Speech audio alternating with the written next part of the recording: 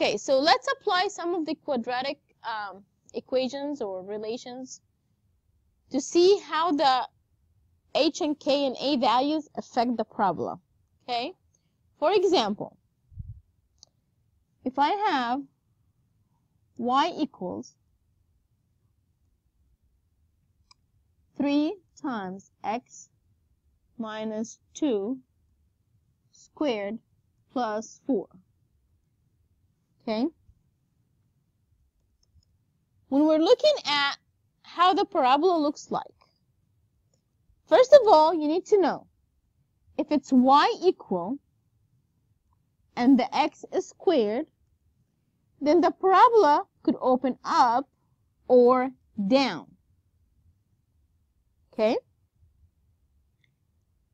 If a is positive,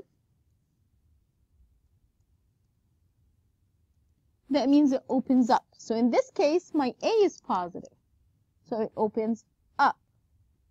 If my a was negative, so if that was y equals negative 3 times x minus 2 squared plus 4, then because a is negative, it will be flipped. It will open downwards. Now, if it was x equals 3 times y minus 2 all squared plus 4, that means the parabola will probably open left or right, because my x has the power of 1 and the y is the 1 squared. Again, the value of a decides if it's right or left. So if a is a positive number, like 3, so if a is positive, it should open right. So this is positive a. For this equation, this will be a negative a. So this will be a negative a. So it's like negative 3, x equals negative 3 times y minus 2 all squared plus 4. Now, let's look at the vertex. So if the equation is y equals and the x is squared, that means inside my parentheses, I have my h, and outside I have my k. So my vertex is basically 2, 4, because that's my h and that's my k. Now, if you have it in terms x equals and the y is squared, that means the h and k's are flipped. Since k belongs to y, it also has to be squared, and h needs to be outside. So my vertex in this case is 4, 2. Okay, so for the axis of symmetry, when it's y equal, that means it's opening up or down. So of course the axis of symmetry will just be a vertical line.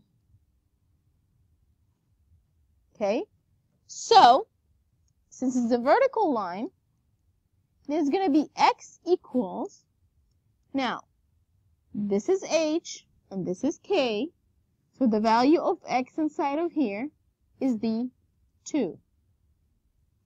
And that's the line of symmetry. If we're talking about the x equals, that means they open left or right. So my axis of symmetry is on the x-axis, so it's y equals.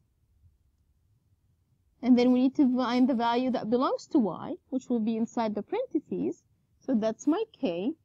So y equals to 2. And that will be my axis of symmetry. So basically, to find the axis of symmetry, you look inside the parentheses. If inside the parentheses it has x, then it's x equals 2. If inside the parentheses it has y, then it's y equals 2. That's it. Okay, so to find the focus of the parabola, you just need to plug in a number. So if it's in terms of y equals, basically the formula is h, comma, k plus 1 over 4a. Now, it's still an ordered pair for x and y values, okay, but this is how you calculate it. So in my equation here, I know that h is a2. Now, the problem is here, we need a little bit of work. It's not really a problem, but it requires a little bit of work.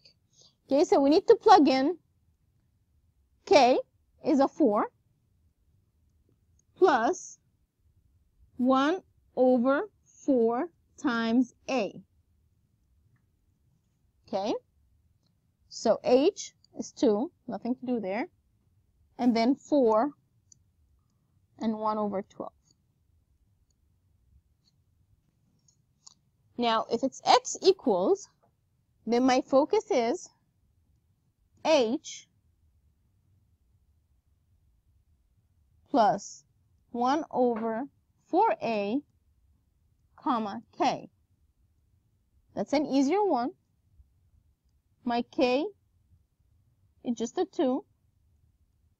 Now, h is a 4 plus 1 over 4 times 3. Again, we simplify. So that's 4, 1 over 12, comma 2. Okay, the directrix, you also need to plug in. So if it's y equals, the directrix is a y value. So y equals k minus 1 over 4a, which is equal to 4 minus 1 over 12.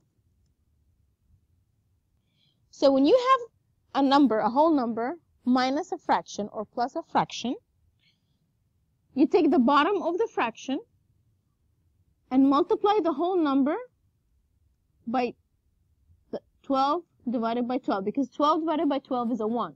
So if you multiply that number by a 1, I didn't really change it. So in this case, 12 times 4 is 48 divided by 12 minus the 1 over 12. So when we add the fractions, the bottom always stays the same. So now I can do, 48 minus 1 is just a 47 over 12. So you can leave it in a fraction form, okay? Or you can simply say it's 3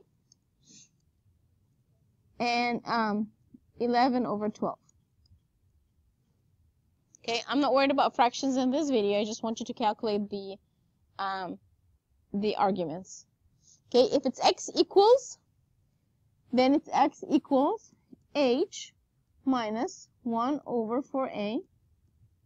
So it's equal to 4 minus 1 over 4 times 3.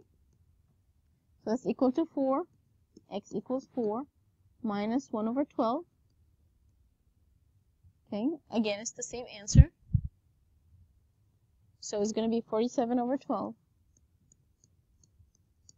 which is also equal to 3 and 11 over 12.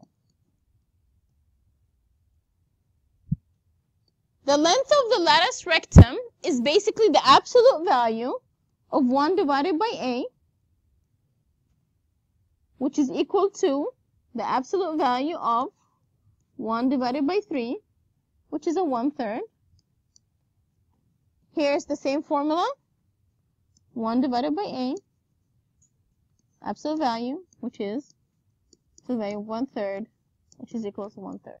And it always has to be a positive number. It can't be a negative number.